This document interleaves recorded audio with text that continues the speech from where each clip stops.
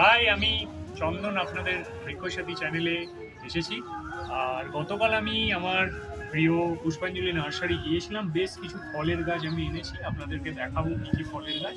প্রথমে এটি একটি লেডিকিনি পেঁপে। এটি খুব ছোট গাছে প্রচুর বড় সাইজের পেঁপে হয়। তারপরে এনেছি আমি একটা কালাপাতি সপেতা, যেটি খুবই বড় মাপের হয়, টবে ছাদ বাগানের জন্য খুবই গুরুত্বপূর্ণ। এছাড়া আমি একটা হাই ভ্যারাইটির ব্ল্যাক জামুন এনেছি, অর্থাৎ কালো জাম। খুব সুন্দর ফল হয় এতে। একটা জামরুল এনেছি, এটিও হাই ভ্যারাইটির জামরুল, বড় বড় জামরুল হয়।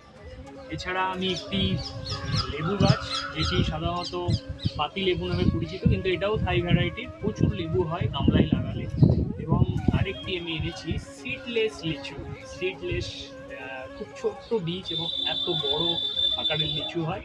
এগুলোর প্রত্যেকটি আমি লাগাবো এবং কিভাবে এর পরিচর্যা করতে হয় প্রত্যেকটার ভিডিও আমি দেখাবো। তার আগে একটি কথা, যে কোনো গাছ আনার পর আপনারা সাথে সাথ ওই গাছ লাগাবেন না, সেই গাছকে কিছুদিনের জন্য রাখবেন। এবং সেকেন্ড যে পয়েন্ট আমি বলবো, ফল গাছের জন্য টব নির্বাচন খুব গুরুত্বপূর্ণ।